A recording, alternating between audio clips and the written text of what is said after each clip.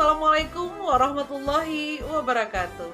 Salam guru penggerak dalam mewujudkan merdeka belajar di seluruh Indonesia. Datang di ruang kolaborasi, presentasi pengambilan keputusan sebagai seorang pemimpin pembelajaran dari sebuah kasus dilema etika.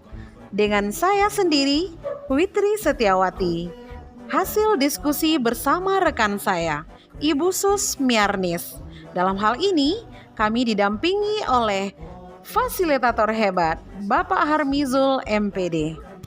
Dengan kasus sebagai berikut, sebagai guru kelas. Pada saat rapat naik kelas yang dihadiri oleh kepala sekolah beserta guru-guru kelas lainnya, murid yang dikategorikan naik kelas adalah yang nilainya dengan rentang 70 ke atas. Namun, di kelas 3 ada salah seorang murid yang nilainya banyak yang tidak tuntas dan kategori tinggal kelas. Murid tersebut sudah 2 tahun tinggal kelas. Tahun ini, kalau masih saja tinggal kelas, murid tersebut tidak mau sekolah lagi karena malu oleh teman-temannya dan merasa minder. Orang tuanya pun tidak bisa membantu di rumah mendampingi anak belajar karena latar belakang pendidikan yang juga rendah serta ekonomi yang lemah. Apakah Bapak Malin akan tetap memberikan nilai sesuai yang diperoleh oleh murid sehingga murid ini tinggal kelas? Atau memberikan nilai tambahan sehingga murid tersebut memenuhi kriteria ketuntasan minimal sehingga murid tersebut bisa naik kelas. Kasus dilema etika ini dilandasi dengan paradigma rasa keadilan lawan rasa kasihan dengan menerapkan prinsip-prinsip etika berpikir berbasis rasa peduli untuk memandu kita dalam mengambil keputusan dan pengujian keputusan pada kasus dilema etika Pak Malin ini, yaitu berdasarkan kepada 9 langkah dalam konsep pengambilan dan pengujian keputusan. Yang pertama adalah mengenali nilai-nilai yang saling bertentangan. Pada kasus ini, nilai-nilai yang saling bertentangan adalah nilai keadilan akademik dan nilai kasihan pada perasaan seorang anak. Ada konsep yang kedua, yaitu menentukan siapa yang terlibat dalam kasus ini. Yang terlibat adalah guru kelas dan semua guru yang ada di sekolah dan juga kepala sekolah. Yang ketiga, yaitu kumpulan fakta-fakta yang relevan dengan situasi ini. Yang mana fakta yang relevannya adalah sudah 2 tahun tidak naik kelas dan kemudian nilai 80% di bawah KKM. Keadaan pendidikan orang tua yang rendah serta ekonomi yang pas-pasan. Dalam hal ini, anak tersebut tidak akan kembali ke sekolah kalau tidak naik kelas. Yang keempat, pengujian benar atau salah.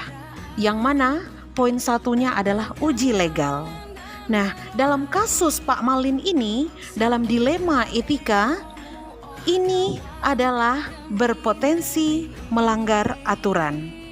Kemudian, yang poin keduanya adalah uji regulasi atau standar profesional, yang mana terjadinya pelanggaran kode etik seorang guru. Itu guru memiliki kejujuran profesional dalam menerapkan kurikulum sesuai dengan kebutuhan anak didik masing-masing. Pada kasus Pak Malin ini. Dan kemudian yang ketiga, uji intuisi, yang mana di sini menimbulkan rasa bersalah dari seorang guru kelas. Selanjutnya adalah uji publikasi. Uji publikasi ini yaitu akan terjadi rasa kekhawatiran jika permasalahan ini, pengambilan keputusan ini sampai ke ranah publik atau sampai kepada orang tua murid yang lainnya, bahkan sampai di media sosial, kan buruknya nama sekolah dan hilangnya kepercayaan orang lain terhadap sekolah tersebut. Selanjutnya adalah uji panutan. Pada pengambilan keputusan ini, sebagai seorang guru di dalam warga sekolah, merasakan bagaimana seorang ibu mengambil keputusan terhadap ibu kepada anaknya. Beliau tidak akan membuat anaknya kecewa, apalagi berputus asa. Baiklah Bapak dan Ibu, yang kelima yaitu pengujian paradigma lawan benar. Pada situasi ini yang terjadi adalah rasa keadilan lawan rasa kasihan. Karena dengan menghadapi betul-betul pertimbangan antara dua nilai kebajikan yang sama penting. Pentingnya meninggalkan siswa yang tidak memenuhi KKN. Dan juga pentingnya menaikkan siswa karena sudah 2 tahun tinggal kelas. Selanjutnya yaitu yang keenam adalah melakukan prinsip resolusi.